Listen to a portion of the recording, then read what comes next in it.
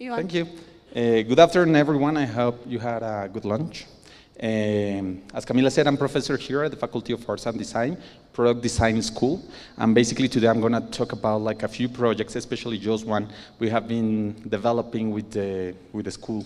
So this project is, of course, based in Colombia, in the Caribbean coast.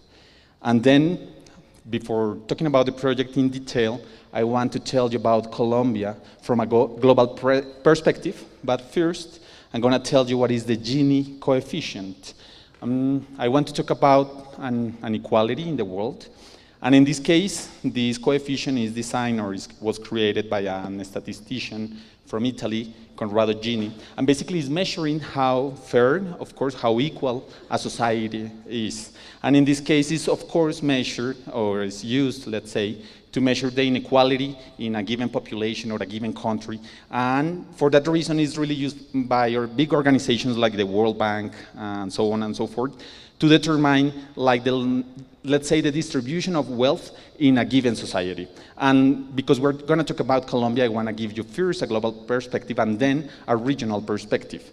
So this coefficient has something interesting, and is when you have a coefficient of 0, it implies like the situation, let's say, is equal, is perfectly equal, and everyone has more or less the same income. Let's talk about, for instance, Sweden. If a person is cleaning floors in Sweden, the difference between like his, let's say, his salary considered to the person who is like the boss or let's say an employee is not that big. In Colombia, it's huge. So when we're talking about the minimum wage in Colombia, we're saying that it is $260 US. And when we're talking about like how much do you earn as a, let's say as a CEO in Colombia, you can get up to $10,000 US. So it's the gap is huge. And to make a decent living, if you have like a basic income in Colombia, well, it is really, really, let's say, a creative challenge. In this case, when you have the opposite, which is a Gini coefficient of 1 or 100%, it expresses actually the opposite, which is, I think I told it the other way around. 0 implies like the situation when everyone, I said it right, everyone has the same income, and 100 is where just one person in a large group of people has all the income and the other people basically have nothing. So of course that almost never happens. So a coefficient more than 0.5 in terms of inequality implies that that population or that country is really unequal. So if you see here, I'm going to put like my microphone down to zoom a little bit here. We're comparing like countries, just a few of them. When we talk about South Africa, it's really huge. You know, like more or less they have still an apartheid, so to speak, economically speaking. And then you have different countries. You can see the situation of Guatemala here. You can see Colombia that is fluctuating along the last 11 years. This is from 2000 and 2011. And then this is the Gini coefficient worldwide, which is really interesting to see. So as you can see, like Germany and the Scandinavian countries are more or less in the same level, which implies, I like to think about it from the perspective of Marx. He's talking about the social mobility index as well. It's another index, another coefficient. What he says, for instance, let's say my father is a janitor and my mother is a cleaning lady. What are my chances if I want to become something that our society determines as successful? Let's say, for instance, a neurosurgeon. If I'm born in Colombia, my chances are almost none. So basically, of course, I have public education. It's really difficult to get in. We have something called Ser Pilo Paga, which is the government paying, let's say, expensive universities to like the most brilliant students. But still, the percentage is just this little, you know? And at the end, what are my chances if I'm born in the north of Europe? Oh, it's public education.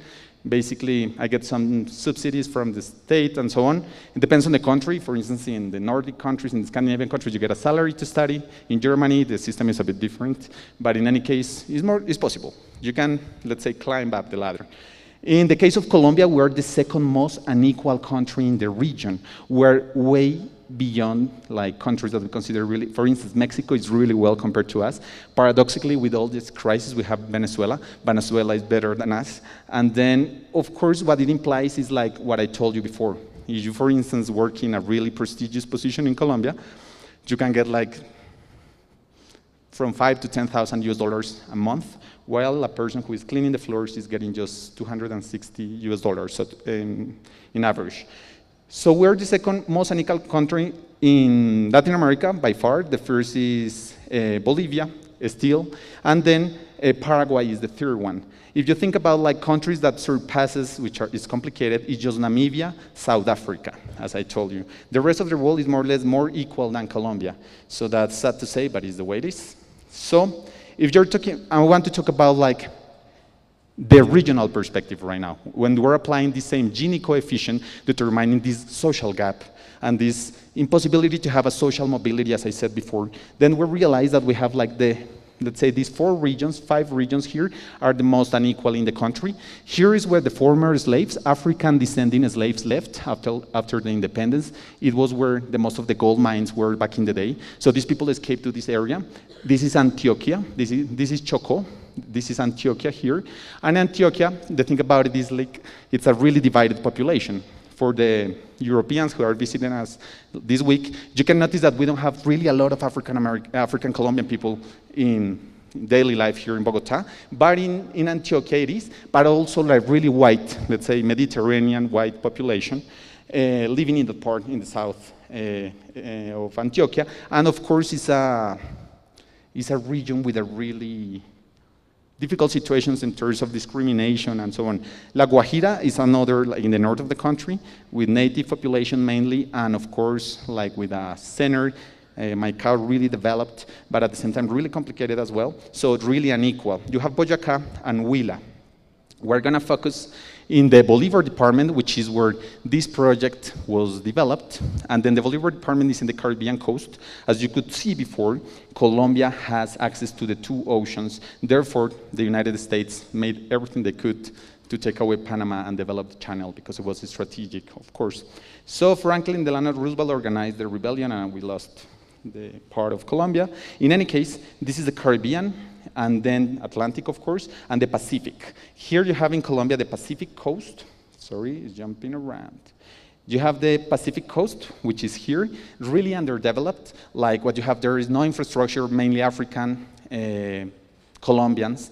And at the same time, let's say the index of education and the quality of education in the country is always the worst, by all means. In the Caribbean coast, of course, you have to understand that we had the colonial ports back in the day. The logic from the Spanish Empire when they arrived here was to put a fortified city in the coast and then to extract all sort of wealth, you name it, and to take it to Spain, of course.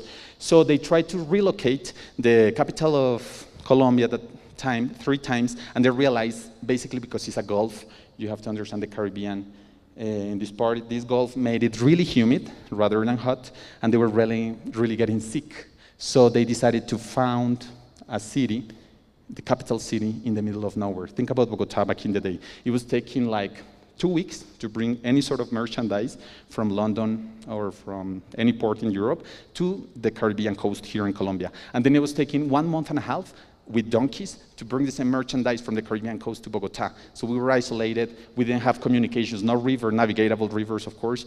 Magdalena River was navigated was navigatable until the 1920s. So therefore, this is a city that was always behind all the Latin American cities. You name it, Buenos Aires, Mexico City, of course, Havana, Cuba was a Pearl back in the day. So all these cities really developed, and then Bogota really behind until in the 1940s, it got developed all of a sudden. And from the 1940s to the 1990s, this is a really interesting number, we had 600,000 people in the 1940s, and we have a really violent riot in 1948. Right after that, because of the conflict in the country, let's say among different groups, all sort of groups, armed groups, what happened is like people started coming, not just to Bogota, but to all big cities. And then, in this moment, Bogota has more or less 12 million, 13 million people. So in a few decades, it was 10 times its size, even more. And what happened as well is like right now in Colombia, we have 80% of the population from 43 million people living in big cities. That's insane, of course. In any case, Bolivar department has a population of 2 million people, a little bit more. Mestizos and white, mestizo, to be clear, is a combination between a Spanish and Native American.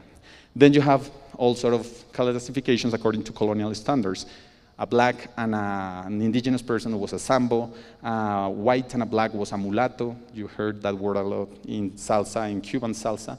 La mulata and and so forth. But in any case, mestizos and white, which is the dominant class in this country, of course, is 72% in this department. Afro-Colombians, 27%. Native Americans, 0.11%, and Gypsies, is a representative minority in any case, 0.5%. This project was developed in San Basilio de Palenque. It's a small community, a village, with a population of 3,500 people. It's located in the Caribbean, of course, but it's not directly in the coast. And it's like, let's say, 1.5 hours away from Cartagena by bus. It's like 70 kilometers. What you have here is that this Palenque, that's the interesting story about it. You have to think about the Spanish Empire at that time being the most powerful and most violent empire with the Portuguese in terms of being spread all over the world. So, of course, they were having colonies in Africa, in India, of course, in Goa and so on. They had in the Philippines, in America, so they were spread all over the world. They were to be replaced by the British and French Empire, which were even more spread, so to speak. But in any case, their logic was really simple, was extraction of materials to take to the capitals, in this case in Spain. What happened is, like, after a point, they realized the Native Americans were not really willing to work. They never worked before, so therefore, why should they work at this point? So they said, these people are not good workers, therefore we have to bring Africans to work here. They started, you know, like the Portuguese had the monopoly of trading slaves in the Americas. Basically, they took it, let's say, they got there first, and at that time, like, the European empires were taking the cake, dividing, okay, I got here first, sorry, this is my land, my flag here. So what happened in that situation is, like, the Portuguese were like the people who were capturing all the slaves to sell in America and Europe. And of course, it was a taxonomy out of those slaves. If you had a plantation, you needed like a really tall, massive guy. If you had a mine, you needed perhaps a skinny, little guy. And of course, because Africa is so huge and diverse, they had the perfect taxonomy for every task. Therefore, here in Colombia, we didn't have like these NBA, like basketball players, 2 meters and 20 centimeters. The people who have is like from Central West Africa, Guinea-Bissau and Senegal mainly. And these people were brought basically to work in mines. And then these people, what happened is, like, this community I'm gonna talk about is a bunch of slaves who escaped from their captures, their Spanish captors, and they settled a rebellious community in the middle of nowhere in the jungle. And when the Spaniards were sending troops to capture them, one time after the other, they were always defeating these troops in war. Of course, this guerrilla war, of course, is like going to the middle of nowhere, knowing the territory, like the Vietnamese did with the North Americans. And when you know the territory, you hit and retreat and hide back. That's all the strategy. Because, of course, think about the Spaniard with an armor, metallic armor, in the middle of the Caribbean jungle. They chose a place that had no wind whatsoever, so the Spaniards were just being smashed, literally.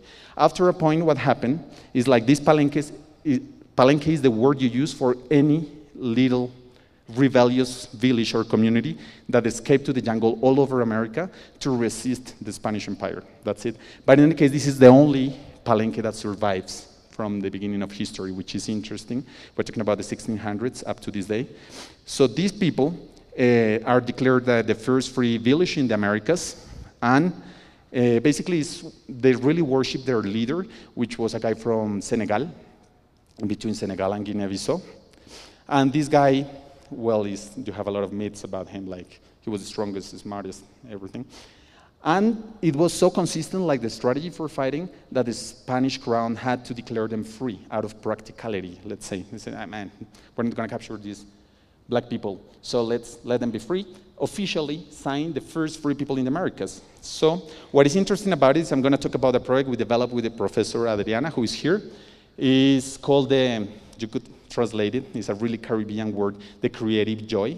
So we were visiting as a community of, let's say, it was a project that is a combination between the Department of Human Sciences and the Faculty of Arts and Design. So we were taking like 8 and 8 students from political sciences and product design. We were preparing them like in a semester, making our research about what was this community, decolonial thinking, because I always tell my students the difference between coloniality and colonialization. Colonialization implies like I'm stronger than you. So therefore, technologically speaking, I go to your land and tell you, you have to give me all you have.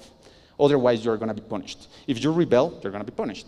Therefore, we have many empires, Roman, Mongol, you name it. In any case, coloniality is the opposite process. Over time, the colonized people internalize like the logic of the oppressor, and they say, actually, yeah, the Romans are better than us, the Jewish, let's say. Wow, their language is better. Their way of getting to know something, their epistemology, their philosophy is better. Their gods are better. I feel a bit ashamed of being Jewish, let's say. It's a random example, don't take it anyone personal, please. But in any case, let's think about the Native Americans in this case. The Native Americans happen exactly that, dominated by force, Africans as well. And over time, what happened is they naturalized the logic of a Eurocentric narrative. That's it. And then what you get about it is like simply that like many philosophers from the Latin American movement are talking about like it's just a question of a narrative. Like postmodern philosophy is understanding that, Foucault, everyone else is understanding that coloniality is just a matter of a narrative that you internalize. And it could be so diverse that therefore you can think differently. What we're talking about here is like decolonial strategies, how to decolonize your being, understanding that, for instance, black or white doesn't necessarily mean pure, better, worse, nothing. It's just symbolic because almost everything in the way we behave is cultural. Gender, the attitude we have towards others, language, even behavior is just cultural in the most of the cases. Of course, we have instincts. We are still mammals. But in any case, the most of these things are, in any case, cultural constructs. So out of these discussions with my students, we ended up talking a lot about race in Colombia, which is a sensitive topic. You don't talk about race in Colombia that much. And when you talk about it, it's because you have a big scandal, and everyone is trying to be politically correct. But that's it. So we're talking about how do you identify yourself? Many people were, let's say, white. The way you look like in Colombia, in many cases, is a lottery. My mother is blonde in my case, my father is brown with curly hair, and my sister is totally different. So how you look here is really, let's say, diverse, whimsical. In any case, my students had to paint themselves with mud and going in the street in Cartagena and feeling absurd. How does it feel to be absurd? Because of something you have in your skin. It's just performance art. Of course, these kids were happy about doing it, not many. I mean, it had to be a process. But in any case, we're working with this going in the street, discussing what it implies to have a certain color of skin. Then we go to San Basilio de Palenque. In the main square, you have like their leader. He's praised, and every kid is basically it's an idealized hero. Every kid is talking about Bencos Viejo is like warrior, fighter, defeated a big empire. It's like, you name it. In any case, we got here with a bunch of, let's say, a group of students, and started just going around the community. It's a small place, 3,500 people.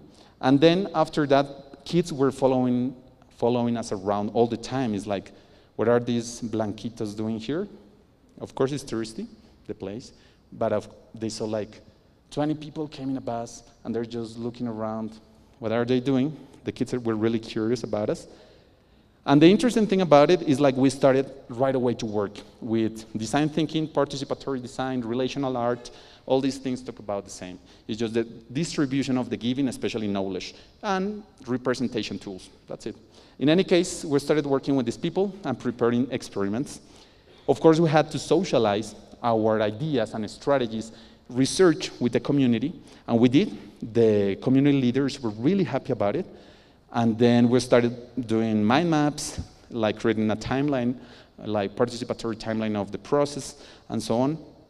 And then we had a strategy. What happens in Colombia with these marginal communities is like pretty often the state, church, and many other actors go there, visit them, and give them things. What I call paternalism. It's like, I don't believe in that. I think it's reproducing the same colonial logic, and therefore you have to tell them, hey, people, from what you have in your reality, you can transform yourselves creatively. And that was more or less the political stance we had for this project. So we wanted to invert that logic, and we started doing like a plan for, let's say, this inversion. And the plan consisted in asking them things. This is translated the donkey workshop. So we put a few tools in a donkey, and then we started going place by place in the community, asking them for recycled material. And these people were, you come from a big city, and you're asking me about like recycled bottles and pieces of rubbish? What's wrong with you? We're saying, okay, this is an energetical exchange. If you give me that, I fix something in your house. So, okay, why not? So we're putting windows. We were like breaking walls to make like windows as well, fixing like the roofs, and then they were giving us bottles that otherwise they would throw away in any case. And then materials, let's say like the blankets they didn't use, all clothes and so on and so forth. And that created curiosity. It was just a hook, a narrative hook in terms of a narrative, of course. So these people were really curious about us at that point, and we started preparing like a carnival. Everything with recycled material, cardboard, bottles, natural fibers. We created everything, and then I mixed with one of the professors who was invited, this mud with like a pigment, a really intense organic pigment from the region to create like colorful body painting really fast on the flow. So the students, this is one of my students, they disguised themselves according, of course, to the research they were doing in African tribalism and so on and so forth, references, blah, and so forth. In any case, we went to the central square and started like doing a small carnival for children. The children basically got nuts about the process, and then we got like a bunch of kids who wanted to be part of our activities. These activities were really active, of course. What happened is like each student had the commission to sort of gain like a couple of kids to like, let's say, like your superheroes, your co-superhero, so they would work with them all the time, and they had like superpowers. So this student of mine was a really good soccer player, so he was sort of luring the kids to work in his workshops by playing soccer. This other kid was really good. He knew everything about motorcycles, and in the Caribbean, motorcycles are just idols, basically. So he was hooking, let's say, the kids in that way, and so on, the girls with different things. And when we were working with this first stage, the kids basically got activated, really activated. And we started like creating masks first with recycled material. This is PET bottles, just, let's say, thermoformed. And we started like, we designed beforehand activities from every single group age for these kids. And then we started doing collage with taking as reference the animals in the region. We started doing like these sort of mappings. We wanted to understand exactly those places that the community understood as problematic, complicated, uncomfortable, you name it. So we started like going with a map around and advertising our activities in the same style they were using to promote or to advertise their parties. So this is called estilo picotero, and it's, let's say, a neologism that implies like, it's a pickup in English, but it's just a pico in the Caribbean, and it's how they call the parties. And we just imitated that logic, and we're doing a lot of activities from like football tournaments, cinema nights every night. We were staying there, of course, with the community. And then activities for the kids in different directions. And the kids were really happy. In order to get inscribed into any of the activities we had, the kids had to bring recycled material. And then we're making like the street Olympics. They were really interesting as well.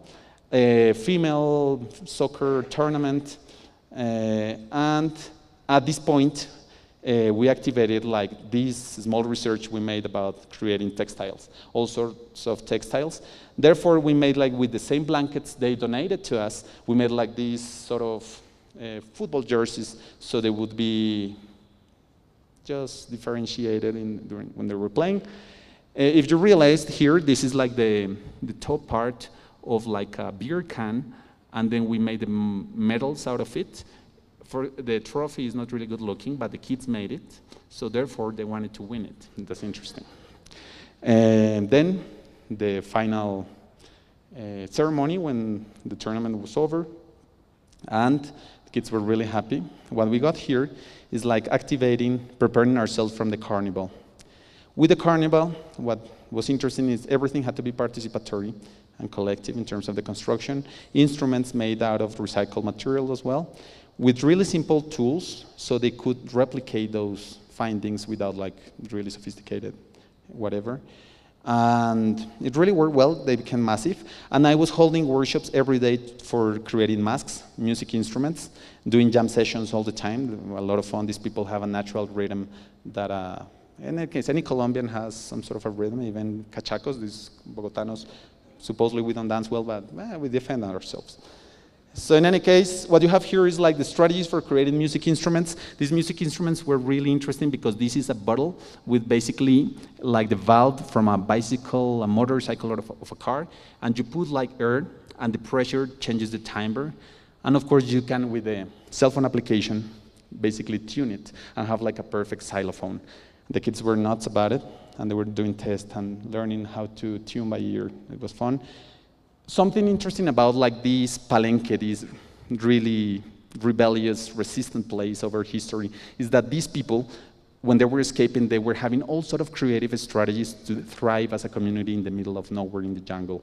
So women were hiding seeds in their hair, they were using turbans, and they were getting out of the imperial city, they were checking them, she has nothing, and she was bringing these seeds and information sometimes in their hair to the community.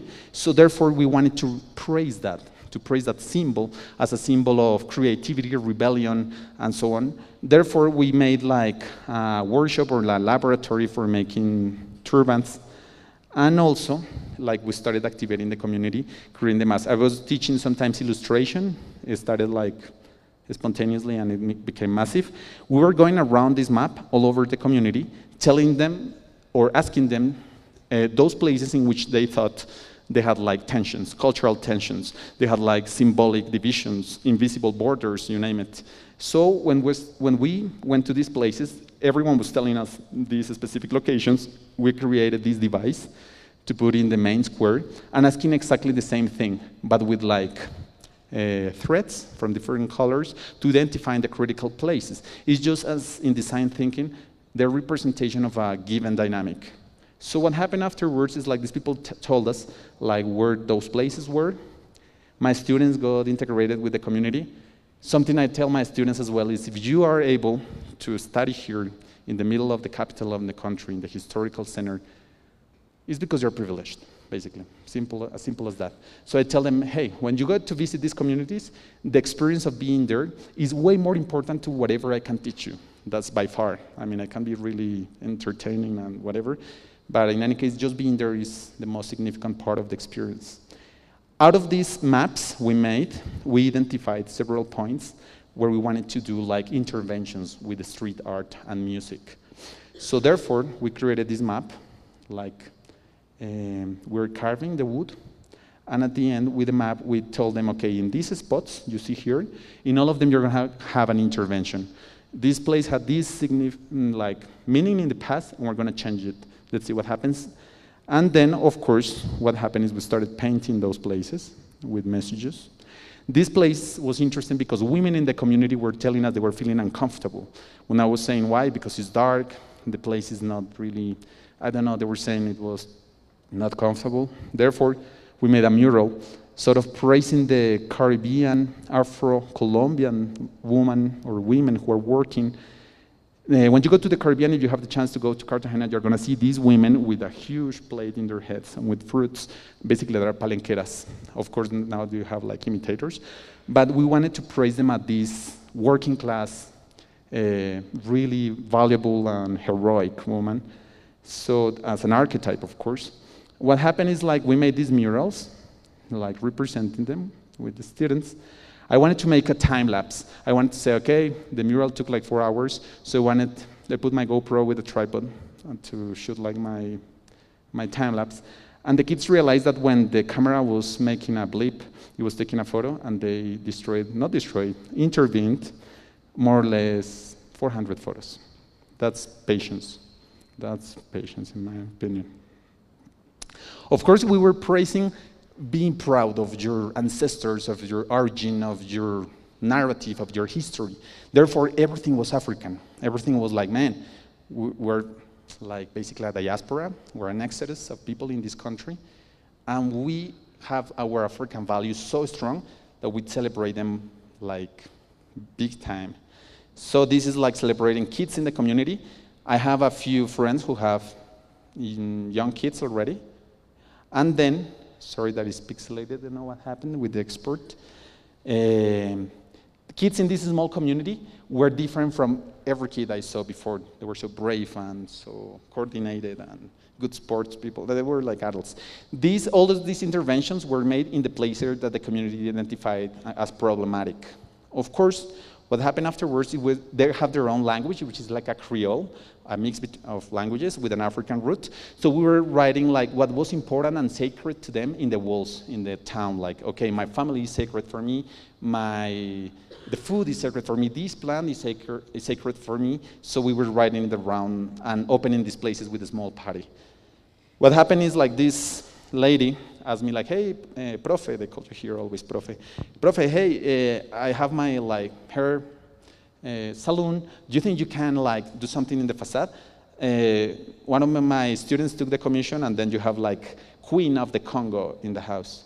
So this is in the cultural center. We made an intervention, of course, as well, celebrating at that moment the promising peace process in Colombia with like a woman who was a bird, but well, the narrative, you know it, celebrating kids in the community. Of course, the local leaders, they were part of the carnival, so therefore we were praising them and highlighting them as characters that were really important for our process, because there's no way in which I could do something in this community without the help from the local leaders.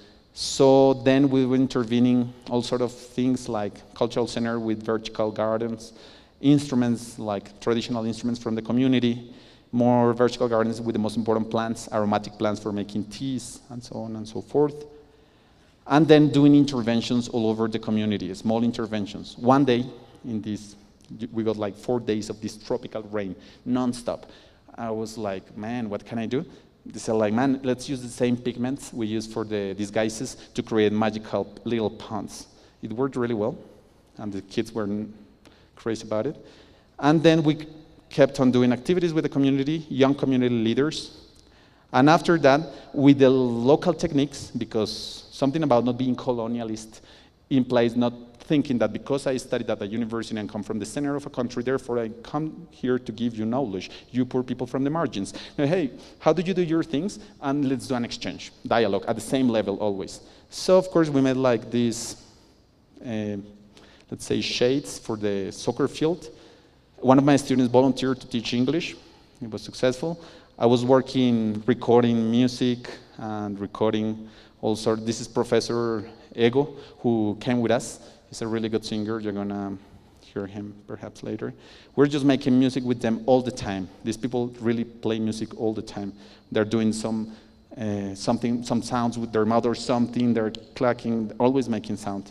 So we started like making music, and then it sort of brought some attention to the community, and let's say the press, local press, this in the middle of nowhere started coming. We started preparing the carnival. The carnival was all the community activated, making masks, getting the body painted, and really, let's say creating.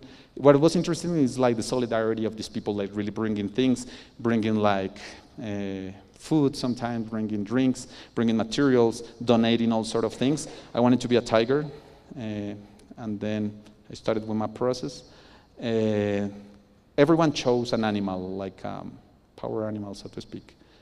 And of course, they have to be related to the local, to the region at the end.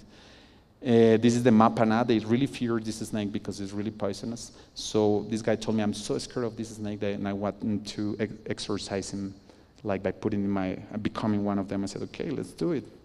This is my tiger. It was looking too tender, so I put these teeth, and it was still looking tender, but who cares? In any case, the kids started like getting activated, and this is like the day preparing the carnival. Kids were following us around all the time. You feel in a really warm environment. They really take you in. So after a while, I was like, everyone knew me by name, and I know like most of their names, of course, people in the center. What happened is that we wanted to make something viral, painting all the community. So all my students were painting people with African motifs. We were like using the masks. The kids were doing karaoke in the street. The finals from the Olympics, like data visualization in the street, of course. Then we had like sound installations when you were touching these branches, you were getting like recipes for making music, for food. And this is the final contest about like designing your escape route. And then these people, as you see, I had to get painted for real. So all my co-workers had to get painted for real. And we started like with the event, with all the community, a presentation that attracted a lot of people. One of my students decided she wanted to dance with the palanqueras. I said, yes, why not? You try it, you go try it. And it was a really massive event. It was interesting, celebrating their beauty, of course, celebrating their pride, their ancestors. This is the sort of the costumes we made, like with my students for the final presentation. Disguises made all together, activities for the kids. They made like a big mapana snake that was going all around the town, capturing kids, bringing them to the square. And this is also the photo museum we made in the main square, like as a memory. This is like the final football-friendly game because the real final was before. And right after this process, this is Professor Ego. This is like a result of this participatory intervention. It's just activating the community creatively. That was our main goal. My students, of course, were staying with the community, with several families in the community that organized for them to stay at their homes. And at the end, they became really, really good friends. And even today, they're asking me about the students and vice versa, and they're still in touch, which is interesting. This is the final photo from the community, some of the community leaders and ourselves. And then I want to show you one of the songs we recorded called, it's a Colombian recipe, it's a fish. And then I'm gonna show you, it has English subtitles, so you see.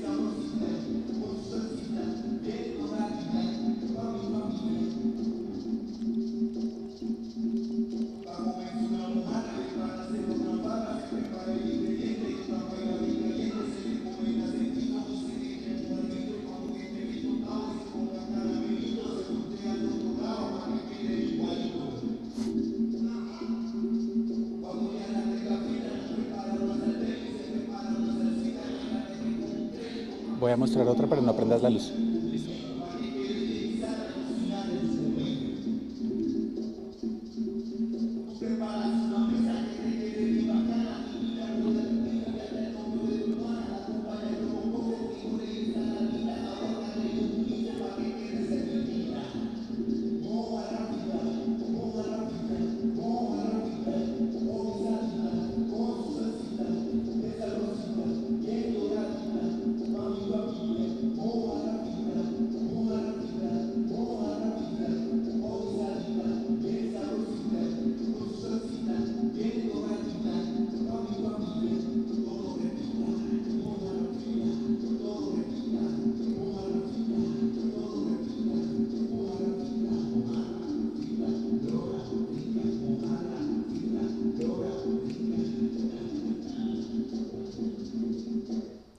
This is the first song, like we made all the lyrics and everything. Like the whole song is the result of participatory workshops. Like the beat, of course, is a local cumbia beat.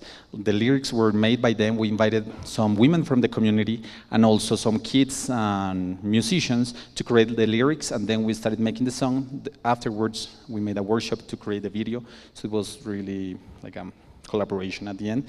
This is the last song I'm going to show you today. They told me one day, hey, Profe, let's talk about the problems in our community. They are so serious. that we would like to discuss them with you. They were really serious. I'm not going to get in detail, but they were telling me, let's make a song about our problems. We made the lyrics, and then I realized if I produce, because I was the producer of the previous song, in terms of like everything, I wouldn't be able to get back to this community because it would be a big denounce.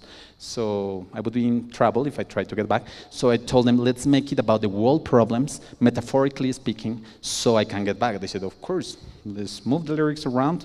But they told me, you have to sing. And I said, well, I don't sing. I play blowing instruments, therefore I never used my voice for singing. I said, man, you're talking about like de-schooling society, being an autodidact, not relying on institutions, better organizing yourselves and claiming your rights. And you're talking about all this long life learning and so on and so forth, and you don't want to sing?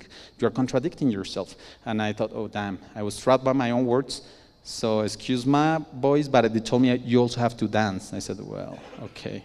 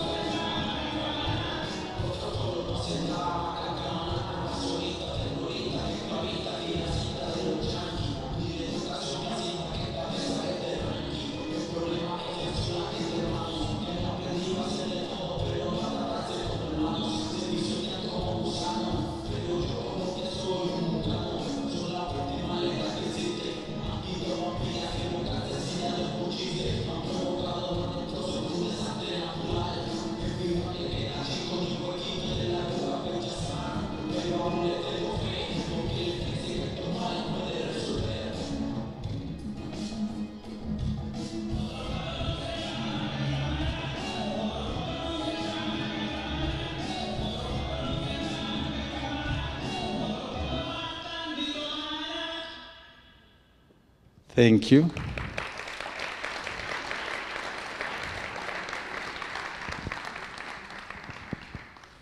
I don't know if it's time for questions or like we break it here.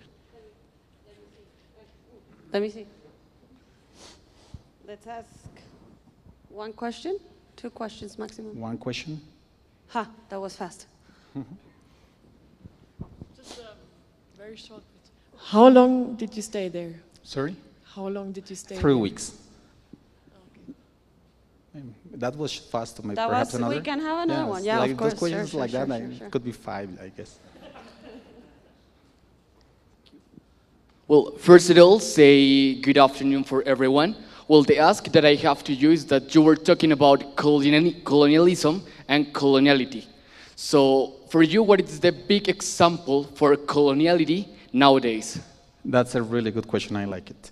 So basically, when you internalize the logic of the oppressor, and right now we're speaking the language of the biggest empire in the world's history, the British Empire, and otherwise we will speak in Spanish, the language of another huge empire, pre-modern, more religious. The British, of course, in the name of Christ as well, but they're different.